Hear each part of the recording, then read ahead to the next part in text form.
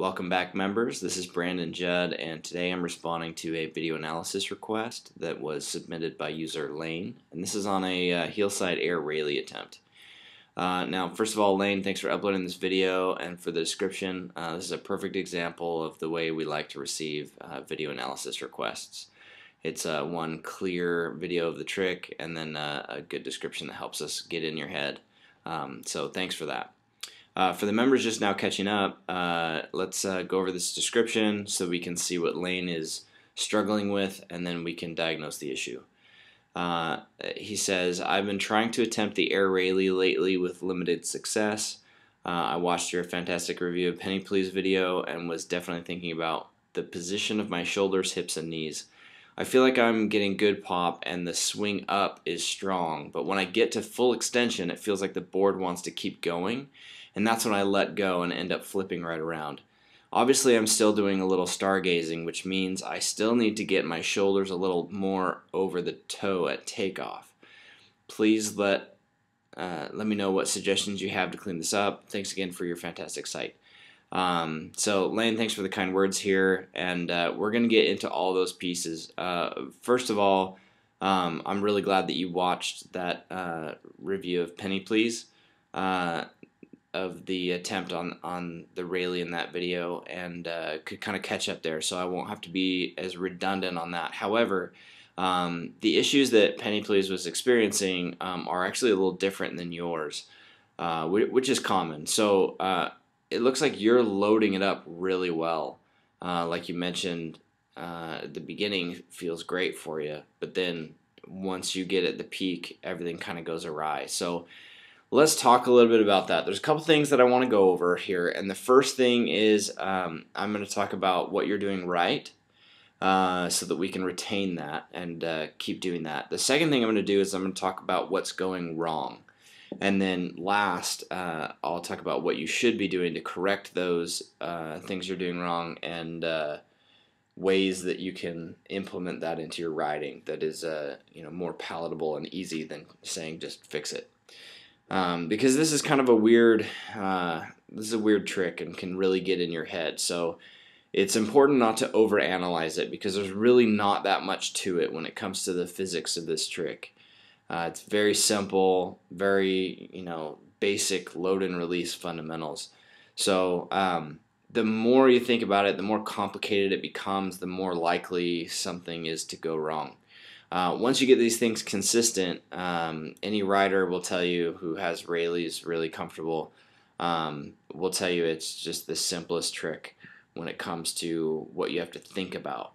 The only thing going through my head when I do them is just loading the line really good and being patient at the wake. If I can stay against the line and load it up nice and patient, the rest of it just works itself out. So don't think too much. However, let's talk about some of the good things real quick that you've been doing. So first of all, you do load it up really nice. I really like that. You get the board so deep into the wake here. That's great. Really good edge all the way through the wake, and then your pop is really high, really good. The direction's just wrong. So let's talk a little bit about that. You're doing what is very commonly done as half of a back roll and half of a Raley, and you're sort of doing something in between the two. So I want you to watch your body position on your approach, and I'm going to draw a few lines here so that we can, over the video, so we can see what's going on a little clearer. So you're starting in a nice tall position. You don't have too wide of an approach here. It's pretty comfortable. And then you get on it pretty hard, load it up really strong, and then actually let me back up just a hair. You actually lead in with your upper body a lot, and that's one thing I wanted to point out here. So right here you can see as you edge in, your upper body is kind of in front of the nose of your board. Like you're really leaning toward the wake here, which is very common when someone wants to go and accelerate, because natural tendency is we lean the direction we want to go. So if you want to go at the wake, our tendency is to lean toward the wake. But really the only thing we have to lean against is the rope here. So you don't need to, this leaning toward the wake is really unnecessary. So you can eliminate that from your approach. And then as you get closer to the wake, you get more neutral, like here you're straight up and down. And then as you go up the wake, you'll notice that you're starting to tilt this way, away from the wake. And what that does with your board is your board starts out behind you, goes underneath you, and then as you're popping, it's sent in front of you, meaning laterally in front of you. I don't mean load and release. You'll have to ignore the forward and backward plane here. I'm just talking two-dimensionally behind you and in front of you when you're traveling laterally. So don't let that confuse you. So your board is doing this sweeping motion, kind of this arrow here should be able to show you. So it's going this direction. And that is a back roll direction. So what happens is your upper body treats it like a Raley and your lower body's trying to do a back roll. So you stay looking forward, everything's good, and then your board starts to back roll more and more. And right here, I mean, that's a common view of, halfway between a back roll and a Raley here. But I mean, this is starting to look more like a back roll at this point. And then if you were to keep rotating and that board was to go back under you, that would be a big back roll. So I want you to see the similarities. I'm just going to take a look at a back roll here, and we'll take a look back at your, let me cue this up at the start, at your approach and what is the same. So you're edging in with not too wide of an approach, like I mentioned, in a nice tall position. So not too wide of an approach in a nice tall position. And then as you edge in, or as Kyle edges in for this back roll, you'll notice his upper body. See how it kind of starts to lean over the nose of his board a little bit here? Not quite as bad as yours, but you'll see he's still kind of shoulders, upper body tilted toward the wake's board out behind him. So we'll go to yours and we'll see that similarity as well as you get a little closer to the wake. And I'll pass that just a hair. All right, here we go. So you're still tilted a little bit like we had showed you before. And then as Kyle rides up the wake, he shifts his weight as he rolls through the wake so that his upper body is trailing his board. So his board goes, again with that arrow, goes and sweeps through the transition of the wake into this cartwheel back roll position, and that's what helps him get into the flip. So for you, what happens here is same thing. You start to leave your upper body trailing and your board starts to accelerate through, and you just stall it by not letting your upper body flip and trying to prevent that from happening, and then you end up in half of a back roll. So now that we've diagnosed what the issues are, let's talk a little bit about the solutions. The biggest thing is, and I'll use this as an example, it's a heel side 911, which is just a backside shifty in the middle of a Raley, but it shows you the extreme opposite of what you're doing. So stargazing would be rotating front side after you leave the wake, and this is a 911 is rotating backside after you leave the wake. So this is just a good stark contrast to what you're doing. So let's just take a look at it, and you don't have to go as extreme as I do here because I had been doing Raleys for a while at this point. So my textbook stock first Raley looked a little different, but it just bear with me, it'll iterate this point.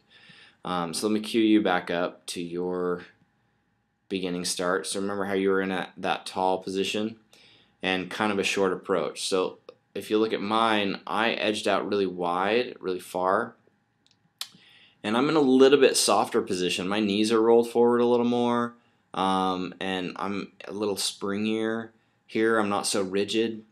And then as you edge in, you start to roll really far over the nose.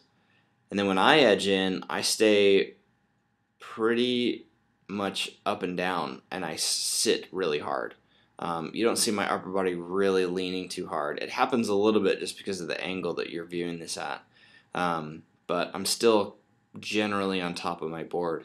And you don't have to sit this deep by any means. But adding a tiny bit of bend at your knees and at your hips in the approach so that when you edge through the wake, so you'll see I had a lot of runway here to go across really fast.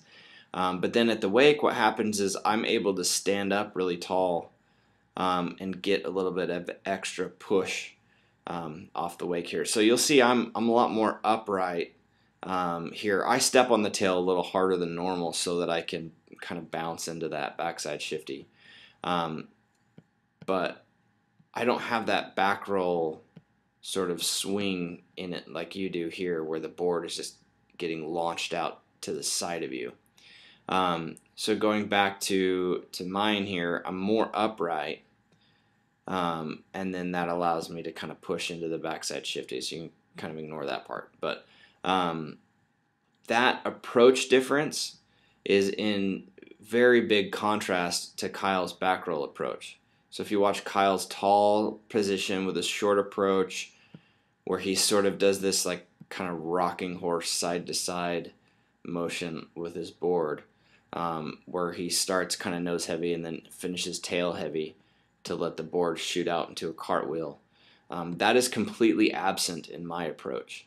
So that's something that I'll need you to eliminate from yours, is that toward the wake lean with your shoulders on your approach, and then the toward the landing side rock with your lower body.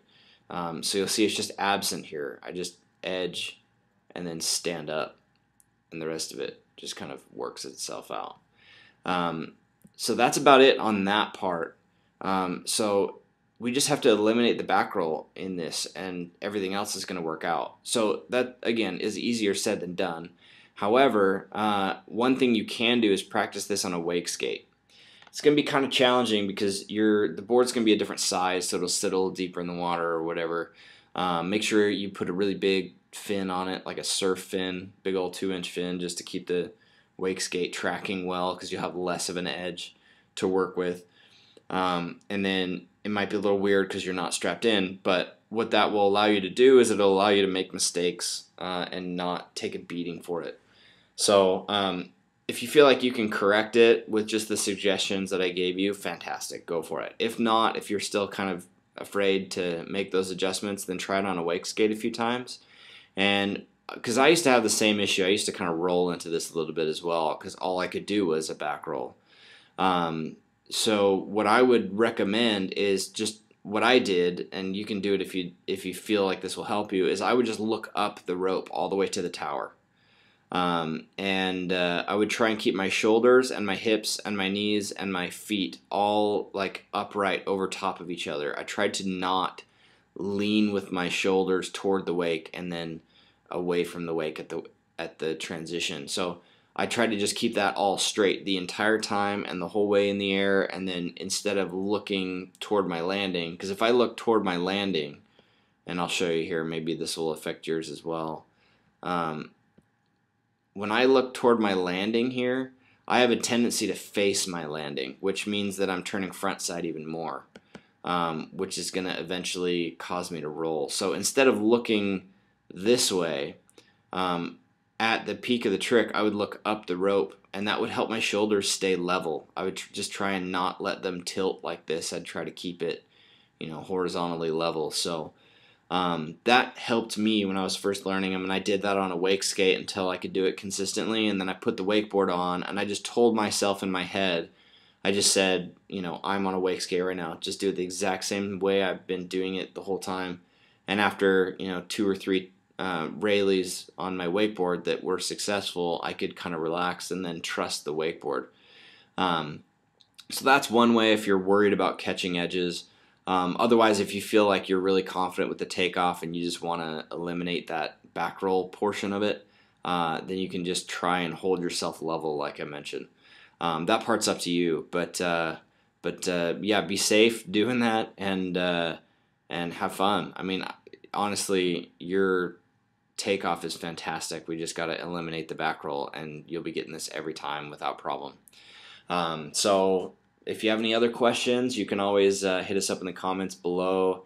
You can upload another video of yourself making some adjustments, or you can even put a wake skate Raley video of you up on here.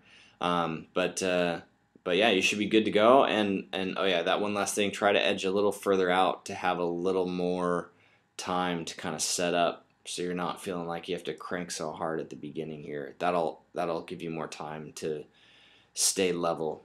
So sorry, I forgot to mention that before. Anyhow, thanks again, and we'll see you around the site.